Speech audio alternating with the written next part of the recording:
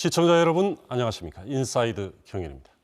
지난 연말 원달러 환율이 가파르게 오르면서 우리 경제에 큰 부담을 줬었는데요. 과연 올해는 환율이 안정세를 찾을 수 있을지 아니면 또 다른 파고가 기다리고 있을지 궁금하실 겁니다. 이번 주 인사이드 경연은 2026년 환율과 금리 방향에 대해서 알아보겠습니다. 최고의 외환시장 전문가시죠. 변정규 다이와증권 본부장님 나오셨습니다. 네, 안녕하세요. 반갑습니다. 예, 본부장님. 먼저 지난 연말에 이 원달러 환율이 1,400원대 후반까지 이제 빠르게 오르면서 이제 불안감이 컸었는데요. 일시적 솔림이었을까요? 지금 와서 보면 어떻습니까? 왜 이렇게 급등했다고 분석하십니까? 굉장히 사람들의 관심도 많았었고요. 우려도 많았었지 않습니까? 1,500원 더 넘어가는 거 아니냐. 굉장히 이제 사람들이 무섭다 이렇게까지도 생각할 수 있었는데 적절한 타이밍에 정부의 대책도 잘 나왔었고요.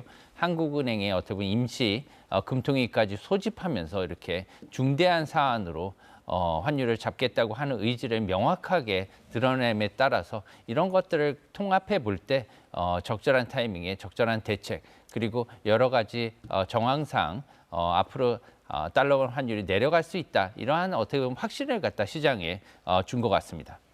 네, 지난해 이 수출이나 흑자 규모를 보면은 사실 역대급이지 않습니까? 그리고 또 올 들어서 이제 주식시장 코스피도 지금 4,600까지 지금 오른 상황인데 이렇게 이제 주식시장이나 이 무역 상황을 보면은 이 원화도 강해져야 되는 거 아니냐? 그럼에도 불구하고 이 지금 1,400원대 중반 이 지속적으로 약세를 보이는 이 배경에 대해서는 어떻게 분석하십니까? 네, 일명 이제 코리아 디스카운트라고 계속해서 이제 나오는데 이것이 뭐냐면은 지금 이제 주식 시장에 이제 외국인들 몰리고요. 다시 오지기 시작했지 않습니까? 반도체가 이렇게 강세를 띨에 따라서.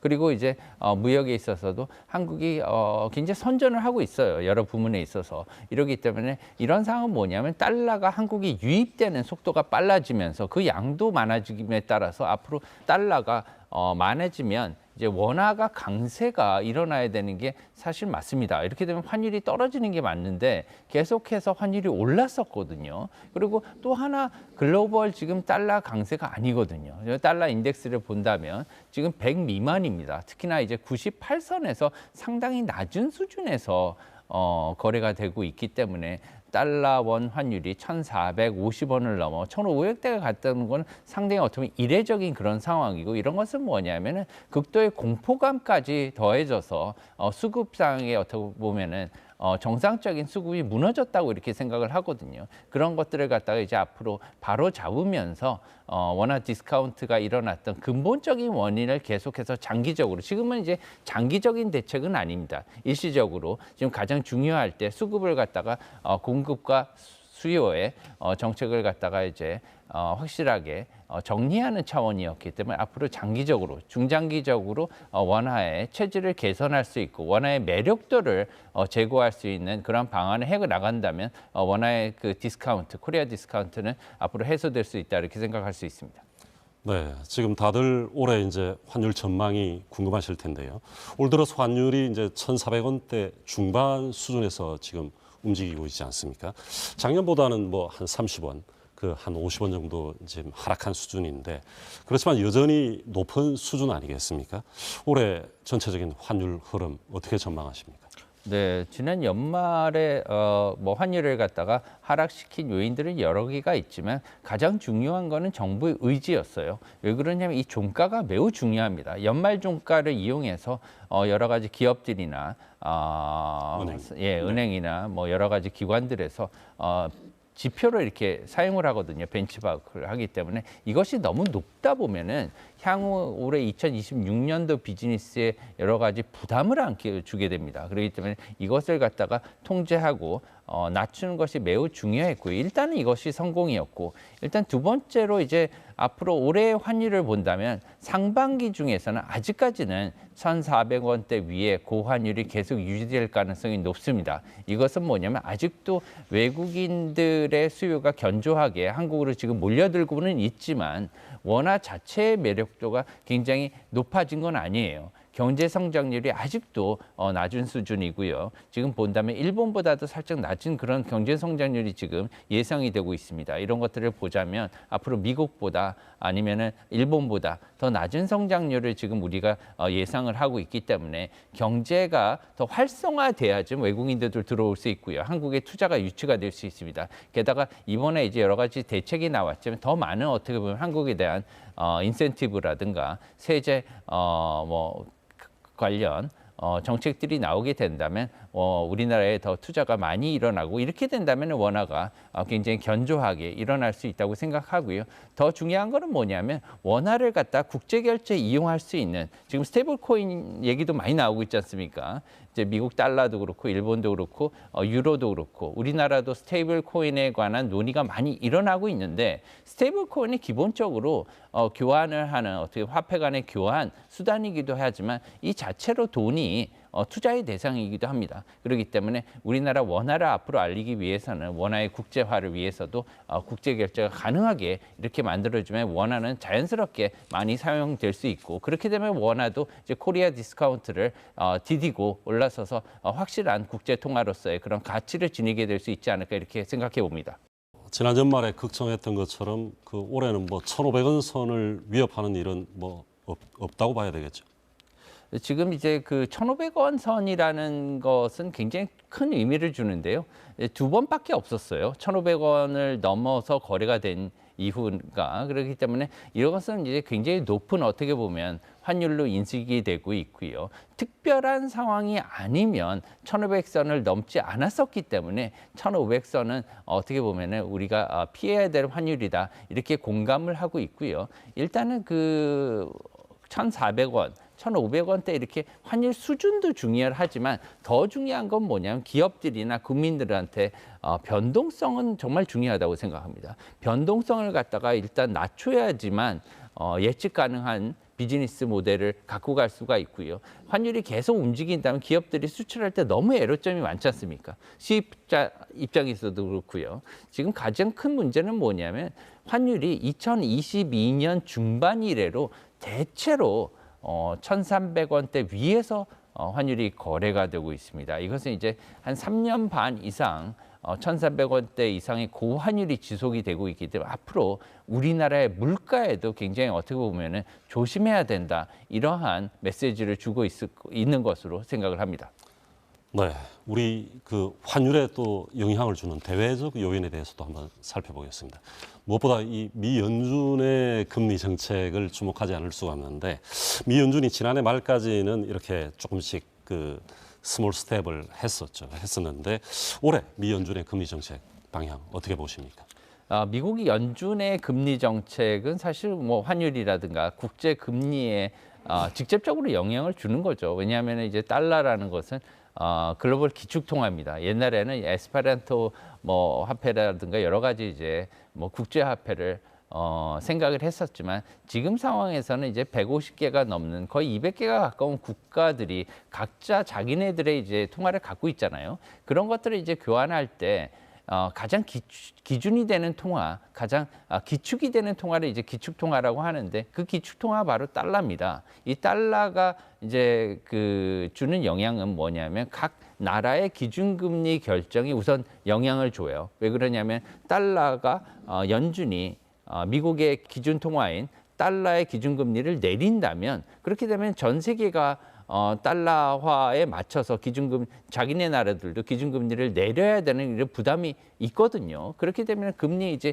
인하의 압력에 노출이 되기 때문에 각 나라의 중앙은행들도 여기에 대응을 하지 않을 수가 없습니다. 그런데 올해 미국 연준의 상황을 보면 굉장히 복잡한 상황이 놓여 있어요. 지금 작년에 이제 스티브 마이런이라고 트럼프 대통령의 마가 정책을 직접적으로 설계한 설계자 중에 하나가 지금 연준의 이사로 들어가 있지 않습니까? 네. 이 마이런 이사가 이번 달 31일부로 이제 퇴임을 합니다. 이제 뭐냐면 31일로 이제 퇴임을 한다면 트럼프 정책의 금리 인하를 가장 강하게 이끌어왔던 내부자 중에 하나가 이제 퇴임을 하고요. 물론 후임자를 선정을 하고 이번 달 내에 트럼프 대통령이 파월 의장의 후임을 임명할 가능성도 높지만 앞으로 이제 이 권력 구도가 어떻게 될지 비둘기파와 매파 사이에서 어떻게 보면은 금리 인하에 대한 파워 게임이 어떻게 전개될지 굉장히 어떻게 보면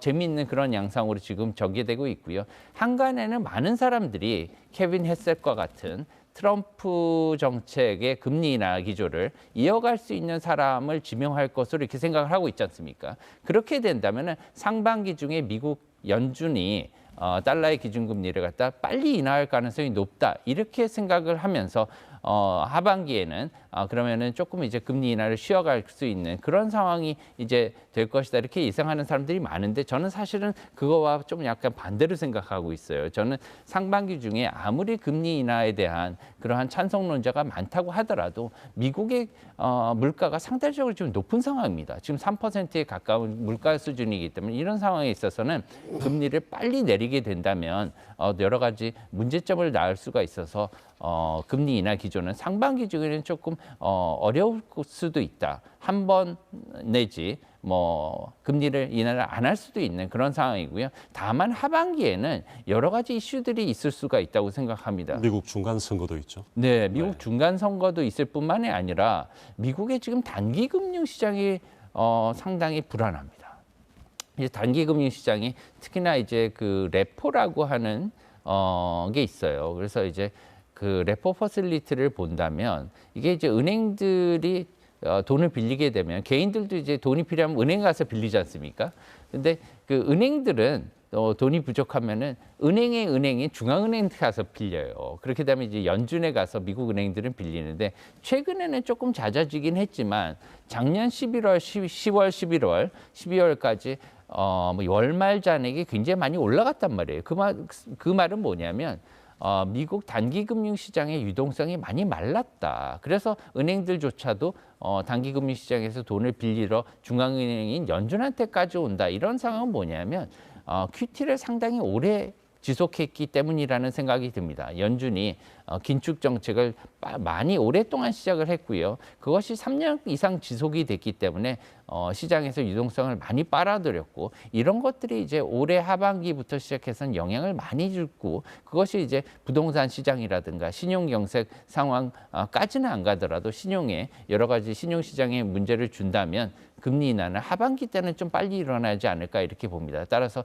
환율로 본다면 상반기 중에는 고환율이 1,400원대 이상의 고환율이 계속 지속이 되겠지만 하반기 때는 1,400원대로 내려갈 가능성이 높다 이렇게 개인적으로 보고 있습니다. 네, 일본 엔화의 움직임도 좀 주식 있게 봐야 될 것 같은데 일본은행이 지난해 그 0.75%까지 금리를 인상하지 않았습니까?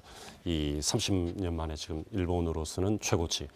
물론 절대적인 레벨은 낮지만 일본의 이 금리 인상 기조는 올해도 계속 이어질까요? 네, 좋은 질문입니다. 왜냐하면 일본과 한국 이제 원화, 우리나라에 통하는 원화고요. 일본 통하는 엔화인데 엔화와 원화와의 동조와 같이 이렇게 올라가는 그런 추세가 작년 한 해 굉장히 밀접하게 일어났습니다. 그렇기 때문에 우리나라 달러원 환율이 1,400원대 위로 올라갔을 때 일본의 달러엔 환율도 150달러당 155엔 이상으로 이렇게 올라갔었거든요. 그 모습은 뭐냐면 두 나라 공이 트럼프와의 어떻게 보면 상호관세 협정에서 많은 돈을 갖다가 미국에 투자하기로 약속을 한 그런 상황이기 때문에 이런 것들이 작년 하반기 특히나 9월 달 이후에 환율을 직접적으로 크게 올리는 그러한 계기가 촉발되는 계기가 됐다고 이렇게 생각합니다. 그렇기 때문에 일본 엔화와 한국 원화의 동조화는 굉장히 중요한데 최근에는 이러한 동조화가 조금 깨지는 이러한 상황을 맞이할 수도 있다고 봅니다. 왜 그러냐면 그 변수는 뭐냐면 중국이라고 하겠습니다. 이제 최근에 이제 일본과 중국 간에 첨예한 대립 관계가 일어나지 않았습니까? 반면에 지금 한국과 중국은 좀 해빙 무드예요. 최근에 이제 이재명 대통령이 네. 시진핑 주석을 방문하기도 했고요. 이런 것들을 본다면 앞으로 동조화는 조금 깨지겠지만 지금 현재 일본 엔화의 물가가 일본 국내 물가가 굉장히 높은 수준이고요. 특히나 산하의 노믹스로 대변되는 지금 일본 그 타카이치 총재 총리의 부양 정책이 앞으로 크게 시작될 것으로 이렇게 생각을 하고 있어요. 이번에 이제 예산안만 본다고 해도 굉장히 크게 사상 최대의 이제 예산 금액을 갖다가 이번에 발표를 했는데 이것이 앞으로 일본 경제에 주는 그러한 영향은 물가도 많이 상승시킬 거고요. 엔화 같은 경우에도 환율도 150엔대 위에서 계속해서 지속될 것으로 봅니다. 따라서 환율 자체는 지금 엔화의 약세는 단기간에 해소되기는 어려울 거고요. 당분간 엔저 현상은 지속될 것으로 생각합니다. 네, 이 대외적 변수 말고 또 우리 환율에 직접적인 영향을 미치는 것은 당연히 정책 금리 아니겠습니까? 이 환율이 이렇게 이제 고환율, 이 조금 고착화되는 상황에서 이 한은의 이 통화 정책 금리 인하가 쉽지는 않을 전망인데 올해 환율의 통화 정책 어떻게 보십니까? 글쎄요, 굉장히 조심스럽습니다.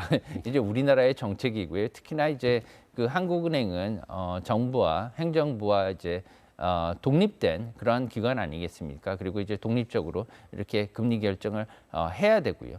그리고 이제 지금 최근까지 이제 환율이 상승에 따라서 여러 가지 금리적인 압박, 특히나 물가도 상당히 높은 상황에서 부동산 문제라든가 여러 가지 다른 문제들이 많이 이제 부작용으로 나오지 않았어요. 그렇기 때문에 이런 것들을 갖다가 종합적으로 판단해서 잘 결정할 것으로 생각하고요. 다만 지금 현재 앞으로 상반기 중에서는 금리 인하가 조금 어렵지 않을까 이렇게 조심스럽게 전망을 하고 있습니다. 때문에 이런 상황에서 한국은행이 시장을 조금 안정화시키고 특히나 환율이나 물가를 갖다 같이 생각한다면 앞으로 당분간은 조금 동결하는 그런 상황이 나타날 것으로 전망을 하고 있습니다. 네, 본부장님 올해 그 한은의 기준금리 인하가 이제 쉽지 않을 거라 말씀하셨는데 올해 전체 통화 정책 방향에서 어느 부분에 좀 더 이 무게 중심을 둬야 될까요? 전 세계적으로 지금 뭐 경기가 좋다고는 하지만 아주 낙관적이지는 않지 않습니까? 최근에 몇 년도는 매우 하락이긴 했고요. 지금 현재 이제 반도체를 중심으로 해서 불장이 일어나고는 있습니다만 항상 이제 어떻게 보면 둔화에 대한 그러한 어떻게 보면 우려가 많이 있긴 있잖아요. 그렇기 때문에 이런 상황이 지금 계속 올해 상반기 중에 지속이 될 것으로 보여서 우리나라뿐만이 아니라 경기 확장 정책을 다른 나라도 계속 갖고 갈 것으로 보입니다.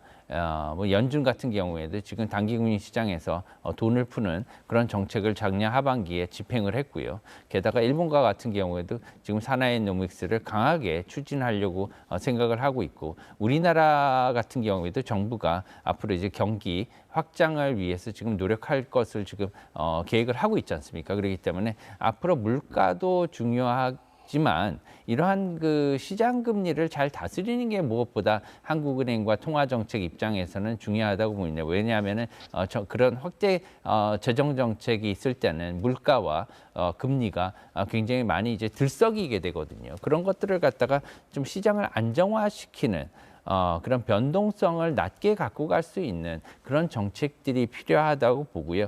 우선 지금 현재 글로벌 금융시장의 어떻게 보면은 트렌드를 보자면 장단기 금리 차가 굉장히 확대되는 그런 상황이 벌어지고 있어요. 예전에는 이제 장기 금리 미국만 보더라도 이제 30년, 20년 만기 국채들과 단기 채권 3년이나 2년 이러한 단기 금융 채권들의 금리 차이가 크게 많이 벌어지지 않았단 말이에요. 많이 벌어져봤자 1%도 안 벌어졌었던 그런 상황인데 이제는 미국뿐만이 아니라 우리나라도 그렇고 전 세계적으로 이 장단기 금리, 시장 금리지 않습니까? 가장 대표적인 시장 금리가 국채입니다. 채권이요. 국채. 국채 시장에서 지금 장단기 금리 차, 장기 채권의 금리는 더 빨리 올라가고 그리고 단기 채권의 금리는 소폭 하락하든가 아니면 많이 안 올라가는 이런 상황이기 때문에 이것을 갖다가 격차가 확대되는 이것을 이제 전문 용어로 스티프닝이라고 하거든요. 그래서 기간금리 차가 확대되고 또한 뭐냐면 회사채와의 크레딧 스프레드, 이 신용 스프레드가 많이 이제 벌어지는 상황. 왜냐하면 앞으로 경기가 좀 둔화가 된다면 이런 기간금리 차가 벌어지게 되고 또한 이제 신용도에 따른 그러한 금리도 많이 달라지기 때문에 이 두 가지가 많이 이제 올해는 진행될 것으로 생각을 하고 있습니다. 이 두 가지를 갖다 잘 염두에 둬서 통화 정책을 입안하는 것이 중요하다 이렇게 봅니다. 네. 그리고 본부장님, 이 환율의 이 장기적인 안정을 위해서는 이 원화의 매력 그리고 원화의 이 경쟁력을 높여야 된다고 아까도 말씀해 주셨는데 이게 제일 중요하지 않겠습니까? 네, 여러 가지 이제 사실은 우리나라가 이제 염원하는 게 뭐냐면 뭐 동아시아의 금융 허브, 아시아의 금융 허브로 이렇게 도약하길 다들 이제 금융계에 있으신 분들뿐만이 아니라 우리나라 사람들도 많이 이제 원하고 있을 텐데 그렇게 되자면 원화가 글로벌 통화가 우선 돼야 된다고 생각하고요. 그리고 이제 우리나라의 그 경제력이나 아니면은 국제 경제에 있어서의 어떻게 보면은 위상 이런 것들도 계속해서 발전해 나가야 된다고 생각합니다. 이러기 위해서는 외국인 투자가 계속해서 일어나야 된다고 생각하고요. 그러기 위해서는 외국인 투자를 위한 여러 가지 인센티브라든가 투자 유치 촉진 방안들이 계속 일어났으면 좋겠다 이렇게 개인적으로 바라고 있고요. 또한 두 번째로는 원화와 관련돼서 해외 사람들도 이제 지금 이제 여러 가지 정책들이 많이 나오고 있는데 본질적으로 우리나라 기업들이 해외 결제를 할 때 원화를 사용할 수 있게 해외 결제를 갖다가 막아놓는 것을 풀어주면은 원화의 자유화죠. 원화의 자유화가 빨리 일어났으면 좋겠다 이렇게 생각을 하고 있습니다. 왜 그러냐면 원화를 외국 사람들도 결제할 때 특히나 우리나라 기업들이나 개인들이 해외 무역을 하거나 아니면 해외 상거래를 할 때는 원화로 결제하면 얼마나 편합니까? 그리고 많이 사용하면 사용할수록 코리아 디스카운트는 이것을 회피할 수가 있어요. 그렇기 때문에 이것은 굉장히 좋은 어떻게 보면 코리아 디스카운트를 회피하고 또한 우리나라의 금융 허브를 앞당길 수 있는 그런 방안이라고 생각하고 있습니다. 네. 그리고 올 한 해 이제 환율을 전망해 본다면은 이제 지금 중일 간의 갈등 국면도 있고 또 미 대선도 있고 전반적으로 어떤 또 이 국제 변수들이 우리 환율에 좀 영향을 미칠까요? 너무나 많아가지고 이제 한꺼번에 다 보기는 좀 그렇고요. 이번 주에만 봐도 우선 고용 보고서가 나옵니다. 지금 이제 고용 보고서가 나오는데 여기서 이제 고용 보고서가 안 좋게 나오면 주시장을 오히려 환호하는 그런 상황이 있죠. 왜냐하면 금리 인하를 갖다 더 연준이 빨리 인하할 수 있기 때문에 추진력을 얻게 됐으니까 추진력을 얻게 되기 때문에 증시는 오히려 좋게 이렇게 아이러니컬한 상황이죠. 그렇지만 그렇게 일어날 것 같고요. 만약에 고용 보고서가 이번에 굉장히 좋게 나온다. 그리고 실업률 같은 경우에도 상당히 낮게 나온다고 하면 오히려 주시장은 동력을 조금 잃을 것으로 이렇게 생각을 하고요. 두 번째로 우리가 주의해야 될 것은 뭐냐면은 트럼프 정책의 마가 정책의 가장 지금 핵심 추진 법안 중에 하나가 상호 관세 아닙니까? 예, 상호 관세잖아요. 우리나라와 일본, 뭐 특히나 우리나라는 직접적으로 여기에 연관이 돼 있고요. 환율이 이렇게 오른 데 있어서 상호 관세라는 뭐 문제가 굉장히 큰 역할을 했다고 해도 과언이 아닙니다. 근데 이 상호 관세에 대해서 위법 여부를 이번 9일 날 대법원에서 심판을 할 것이다 이렇게 얘기가 나왔어요. 발표를 했습니다. 그렇기 때문에 이게 미국 시간으로 9일인 것 같은데요. 앞으로 이것의 결과에 따라서 마가 정책의 동력이 물론 트럼프 대통령은 여기서 위법으로 해서 대법원에서 부결이 나더라도 이걸 계속 추진할 수 있는 방법은 있다. 이렇게 얘기는 했지만 개인적으로 거기에 대해서 큰 타격은 불가피할 전망입니다. 따라서 이렇게 타격이 있게 되면 특히나 트럼프 대통령이 추진하는 미국의 마가 정책이 어느 정도 타격을 입을 수밖에 없고요. 그렇게 되면은 미국의 금리 정책과 게다가 달러의 가치에도 영향을 줘서 달러번 환율에도 많은 영향을 줄 것으로 이렇게 생각을 하고 있기 때문에 이 두 가지를 이번 주에는 눈여겨봐야 된다 이렇게 생각을 합니다. 네. 그리고 지난해 말 우리 그 당국의 구두 개입도 있었고 실질적인 개입도 있었고 다른 정책 그 인센티브도 제시하고 했었는데 당국의 이 외환 관리 정책에 대해서는 뭐 특별히 보완할 거는 없겠습니까? 뭐 적절한 대책들이 많이 나타났다고 생각하고요. 특히나 이제 은행들이나 아니면은 금융사들, 특히나 외국인 금융사들에 대한 뭐 규제나 이런 것들을 조금 더 풀어줬으면 좋겠는데 조금 더 일찍 이런 것들을 시행했으면 좋지 않았을까 이런 생각을 들고요. 그 외에는 계속 이런 것들을 갖다가 시행을 조금 더 중장기적인 안목으로 제도적으로 편입을 해서요. 이번뿐만이 아니라 앞으로 이제 중장기적으로 코리아 디스카운트가 할 수 있는 이러한 방안을 마련했으면 좋겠다 하는 생각입니다. 네. 자, 이제 대담 마무리할 시간인데요. 이 환율과 이 경제 상황, 각 경제 주체들, 정부, 기업, 개인 어떻게 이분들이 대응하고 또 가장 경계해야 될 부분은 뭐라고 정리할 수 있을까요?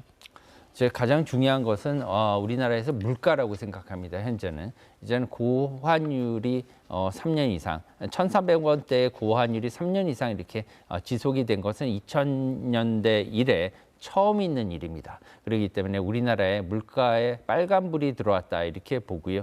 특히나 국제결제은행 BIS의 자료를 보더라도 지금 거기에 이제 실질 실효 환율이라는 게 있습니다. 이것은 이제 물가, 우리는 이제 보통 우리가 얘기하는 이런 환율은 명목 환율이라고 하잖아요. 그렇지만 물가를 고려한 환율이 실질 실효 환율입니다. 이 실질 실효 환율이 코로나 이전에는 우리나라의 원화가 한 105에서 115 이렇게 높게 형성이 됐었는데 최근에 이것이 이제 80대까지 떨어졌어요. 그 말은 뭐냐면 원화의 가치가 그만큼 물가를 고려하더라도 많이 떨어졌다는 거거든요. 이것을 거꾸로 해석해 본다면 우리나라의 수입 물가는 그만큼 계속해서 높게 지속돼 왔다는 겁니다. 3년 동안. 그렇다고 하면은 지금 물가가 계속해서 압박이 와서 지금 우리나라 지금 식탁뿐만이 아니라 뭐 제조업이나 이런 모든 부분에 있어서 물가에 대한 어떻게 부담이 많이 올라간 것으로 해석을 하고 있고요. 이것이 지금이 끝이 아니다.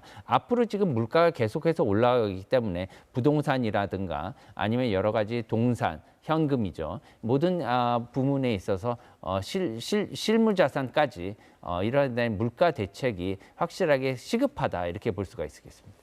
네, 변보부장님 오늘 말씀 감사합니다. 감사합니다.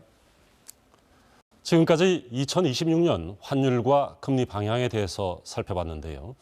2026년 개인과 기업, 정부, 그리고 모든 경제 주체들이 힘차게 질주하는 붉은 말의 기운처럼 자신감 있게 다시 도약하는 한 해가 되길 기대하고 응원하겠습니다. 이번 주 인사이드 경인 여기서 마무리하겠습니다. 시청해 주신 여러분 감사합니다.